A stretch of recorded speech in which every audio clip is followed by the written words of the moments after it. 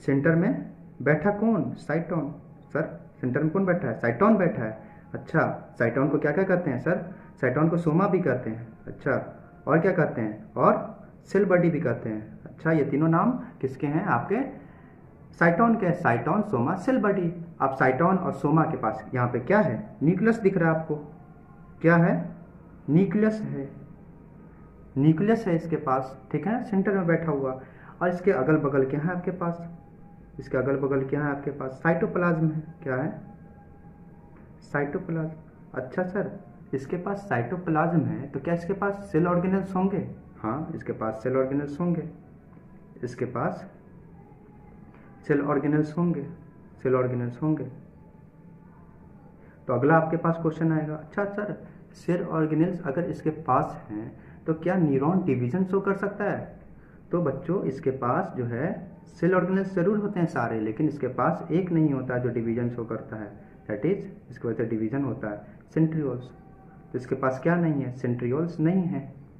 तो अब क्वेश्चन आपसे अगर पूछा जाएगा कि न्यूरॉन डिवीजन शो कर सकता है? नहीं कर सकता डिवीजन, एक से दो नहीं बन सकता। क्यों नहीं बन सकता? उसके पास सेल ऑर्गेनेल्स है। लेकिन तुम बोलोगे क्या कि सर उसके पास जो है आपका सेंट्रियोल्स नहीं है तो डिवीजन कैसे शो करेगा? चलो आगे बढ़ते हैं। इसके बाद साइटोन पे आते हैं। साइटोन सेंटर वाला पार्ट है। साइटोन, साइटोन से निकलते हैं बच्चों दो प्रोसेस। साइटोन से कितने? दो प्रोसेस। एक प्रोसेस ब्रांच्ड होता है, एक प्रोसेस अनब्रांच्ड होता है, ठीक है। एक प्रोसेस ब्रांच्ड होता है, एक प्रोसेस अनब्रांच्ड होता है। तो आइए जाने ब्रांच प्रोसेस को क्या कहते हैं, बताओ। ब्रांच प्रोसेस अब बता दोगे, ब्रांच प्रोसेस को क्या कहते हैं बताओ।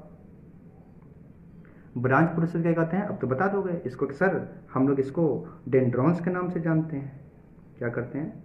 डेंड्रॉन्स के नाम से जानते हैं, या फिर डेंड्राइट्स के नाम से जानते हैं। डेंड्राइट्स के नाम से जानते हैं। अच्छा, तो अनब्रांच को क्या कहते हैं जानते हैं सर? अनब्रांच जो होता है ये होता है जो अवे फ्रॉम द साइटोन जाता है, ठीक है ना, अवे फ्रॉम द, और टुवार्ड द साइटोन जाने वाला डेंड्रॉन्स या डेंड्राइट्स। सर इसको हम लोग जानते हैं, इसको हम लोग एक्सॉन्स के नाम से जानते हैं। अच्छा, इसको एक्सॉन के नाम से जाते हैं। तो अब बताइए आप कि डेंड्रॉन का क्या फंक्शन है?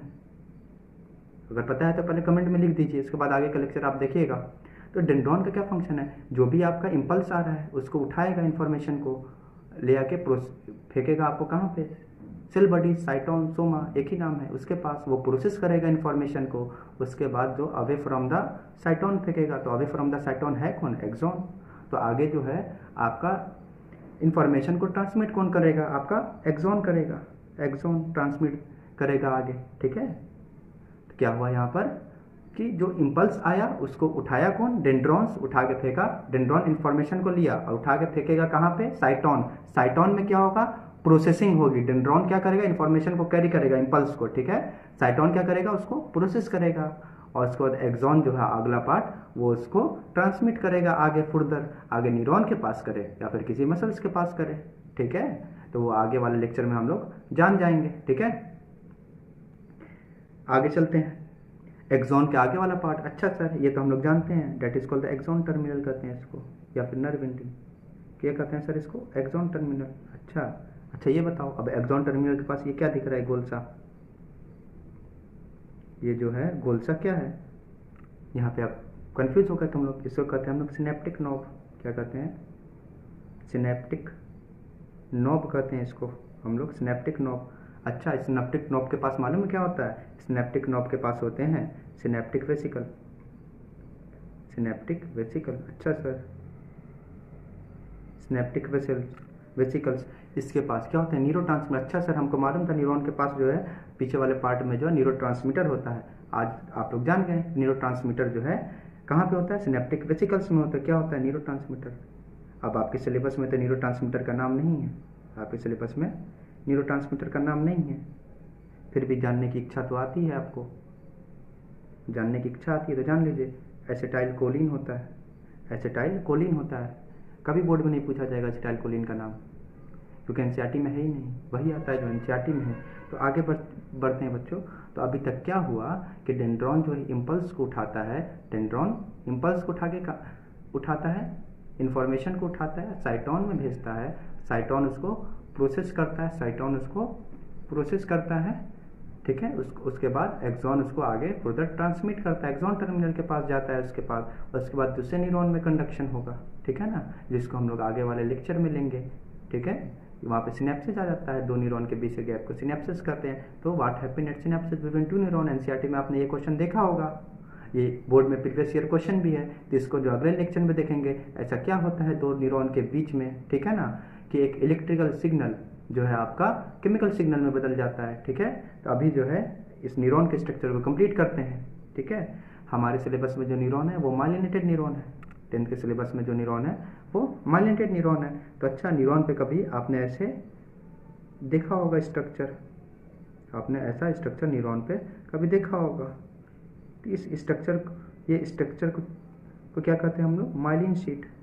किसको, इस स्ट्रक्चर कहते हैं हम लोग माइलिन शीट,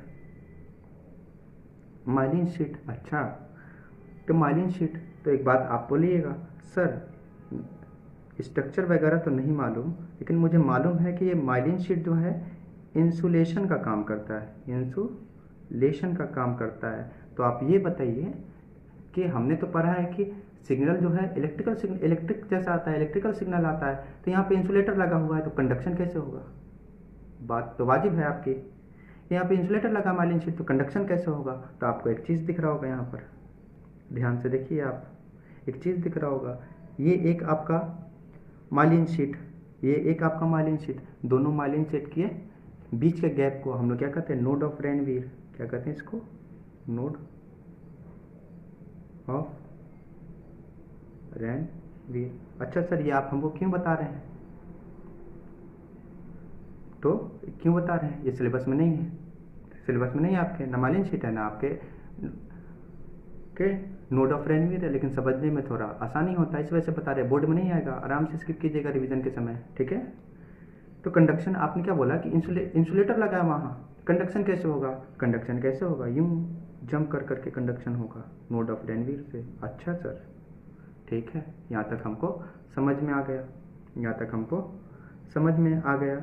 तो आज जो है हमने सारा कुछ कवर कर लिया, एक बार नोट्स में हम लोग देख देते हैं। हाँ, नर्वस, तो ये एनसीईआरटी में आपका का डायग्राम है न्यूरॉन का, देखो कुछ नहीं है यहाँ पे, आपका न्यूक्लियस दिया हुआ है, सेल बॉडी दिया है, साइटोसोमा, एक्सॉन दिया है, यही जो आपके ऊपर वाली शीट है माइलिन शीट है, ये जो गैप दिख रहा है ये जो आपका नोड ऑफ रेनवीर है, नोड ऑफ रेनवीर, ये जो है माइलिन शीट है, ठीक है। ये नर्व एंडिंग, एक्सॉन टर्मिनल, इसी के बाद सिनेप्टिक नॉब या सिनेप्टिक, उसके अंदर सिनेप्टिक वेसिकल्स है जहाँ से न्यूरोट्रांसमीटर रिलीज होते हैं। तो एनसीईआरटी का डायग्राम आना चाहिए, बोर्ड में आते रहता है आपका न्यूरॉन का स्ट्रक्चर करने के लिए। इसके बाद न्यूरॉन के बारे में जान लीजिए कुछ लाइन। न्यूरॉन जो होता है structural functional unit of nervous system होता है, जैसे नेफ्रॉन होता है किडनी का स्ट्रक्चरल फंक्शनल यूनिट, ठीक है। इसी तरह न्यूरॉन जो structural and functional unit of nervous system होता है, इसके बिना नर्वस सिस्टम काम ही नहीं कर सकता है। इसी तो नर्वस सिस्टम आपका बना है न्यूरॉन के नेटवर्क का, ठीक है। हर न्यूरॉन के पास 3 पार्ट होता है, पता है सर, डेंड्रॉन्स होता है, साइटोन होता है, सोमा, सेल बॉडी होता है, ठीक है।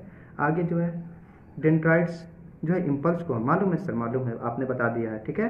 डेंड्राइट जो इम्पल्स को दूसरे न्यूरॉन से लेते हैं, ठीक है, मालूम है, उठा के फेंकते हैं कहाँ पे, साइटोन पे, प्रोसेस करता है सर, उसके बाद एक्सॉन आता है, उसको आगे फर्दर ट्रांसमिट करता है। यहाँ पे तीनों के आपके थ्योरी वाले पोर्शन भी हो गए, तो बोर्ड में अगर आएगा इसका आपको फंक्शन लिखना तो आप आराम से वहाँ पर लिख सकते हैं। एक्सॉन माइलिनेटेड भी हो सकता है, नॉन माइलिनेटेड भी, यस सर मालूम है, माइलिनेटेड जैसे माइलिन शीट हो, नॉन माइलिनेटेड जैसे माइलिन शीट ना हो, पता है।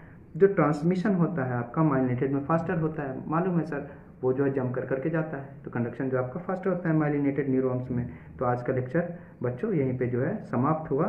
तो आज जो हमने क्या क्या पढ़ा, आज जो हमने क्या क्या पढ़ा, बेसिक इंट्रोडक्शन हम लोगों ने देख लिया।